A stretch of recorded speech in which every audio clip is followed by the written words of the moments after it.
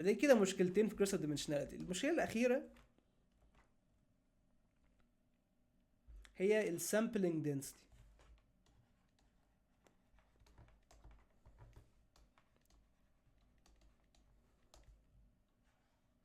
يعني ايه سامبلنج دنسيتي؟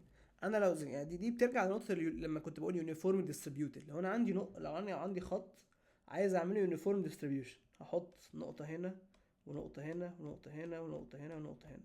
لو الخط ده مثلا طوله 5، فانا هحتاج 5 نقط. طيب لو انا خليته 2 dimensional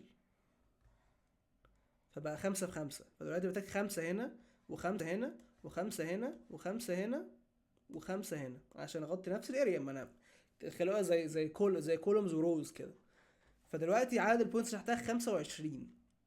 لو خليته كيوب يعني هيضرب في 5 تاني، فهي 125 بوينت. ايه اللي بيحصل هنا؟ النمبر اوف بوينتس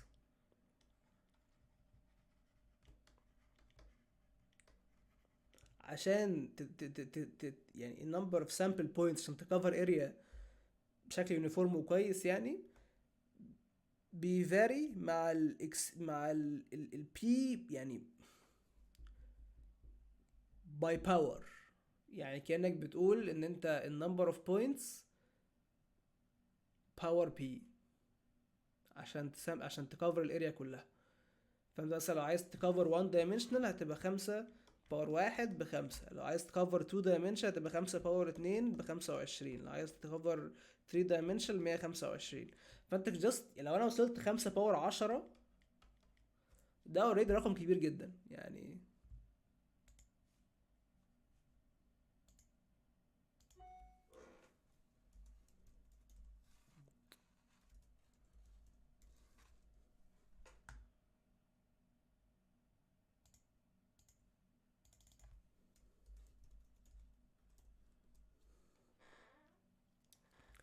يعني 5 باور، انا لسه كنت انا رحت اشوفها يعني. 5 باور 10 9 7 6 5 6 5 يعني كل دي نقط عشان بس تكفر اريا 5. يعني الاريا يعني هي مساحة 5 بس في 10 dimensions يعني.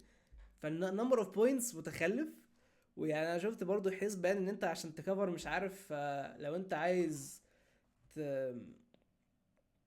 مش عارف لو انت عايز تجيب لو انت let's say مثلا انت عايز تجيب صورة بقى، عايز تحط صورة 32 في 32 اللي هو عامة صورة صغيرة جدا. يعني تخيل 32 بكسل في 32 بكسل جري سكيل. جري سكيل اللي هو مش ار جي بي، يعني هي 1 شانل. يعني ار جي بي بيبقى فيه 3 ورا بعض عشان ار وجي وبي. انا بقولك جري سكيل عشان تسامبل كل البوسيبيليتيز اللي في الاريا دي عشان تعملها كي ان ان. محتاج حسب ما انا فاكر يعني كان 2 باور 108 which is اكتر من النمبر اوف بارتكلز في العالم يعني. ودي صوره صغيره جدا، دي صوره 32 في 32 اللي هي صوره صغنونه جدا، لو بصيت عليها هتقرف من الكواليتي.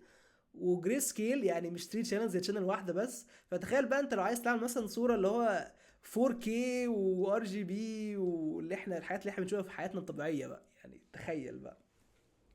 فالسامبلنج دنسيتي بتبقى متخلفه جدا كل ما تعرف الدايمنشنز. فدي 3 مشاكل لللوكال ميثودز. يعني ده مش الكي ان ان بس، اي ميثود عامه بيعتمد على اللوكال اريا بيسفر في الهاي دايمنشن بسبب ال3 مشاكل دول اللي هم كلهم تحت اسم كيرسيف دايمنشناليتي. ف فبس يعني هي دي الجنرال ايديا. انا غالبا هريح شويه بقى صراحه اه ممكن اكون اتقص منكم حته من الفيديو بس قشطه يعني. مش مشكله شغال. أم... مش عارف ده وحش ولا لا، بس I think يعني تمام. خير ان شاء الله. آه كان في حته عندي في الفيديو ريكوردنج شديت الشيء ويندو لفوق شويه، بس I think يعني مش هتفرق في حاجه. ممكن بس يكون في اسود تحت بس قشطه يعني. يعني overall ده كان كويك ده كان كويك introduction كده للماشين ليرنينج وشويه ايدياز في المجال عامه. المره الجايه هنبدا نتكلم بقى في اللينير ريجريشن بشكل، طبعا اتكلمنا عنه المره دي يعني انا عارف، بس المره الجايه نتكلم عنه بقى بشكل يعني ان ديبث اكتر، وايه هو البيس اكسبانشنز والحاجات دي كلها. مش اي ثينك هشرحها يعني من الريجريشن على طول. اي ثينك ده منطقي اكتر يعني، رغم ان هي حاجه جنرال. يعني حاجه زي البيس اكسبانشن مثلا، هي مش حاجه تنطبق على الريجريشن بس، هي تنطبق على كل المودلز. بس يعني اي ثينك it would make sense ان انا اشرحها معاه يعني، هنشوف يعني. وهنخش بقى في كل المودلز التانية. يعني احنا الكورس ده عامة هنكفر اللي هي ريجريشن، جيوستيك ريجريشن، هنكفر كي ان ان، هنكفر حتى حاجات لسه جديدة شوية. يعني انا هحاول، عشان الكتاب برضو قديم، الكتاب برضو بقاله 20 سنة تقريبا، فانا هحاول اكفر يعني حاجات جديدة شوية، زي مثلا الابروكسيمت nearest neighbors وحاجات زي كده يعني. هنكفر الحاجات زي كده. و اس في ام support vector machine, decision tree, boosting trees, random forests, bagging trees. ايه تاني يعني؟ التيونينج والكروس فاليديشن، وازاي اختار الموديل، وازاي اعمل بايس وفارينس. وبرضه هنجو ثرو شويه اكسترا توبكس برضه، زي ال اسمه ايه، الحاجات زي السبلاينز اللي هي برضه مش مشروحه خالص في الفيديوز الى حد علمي يعني.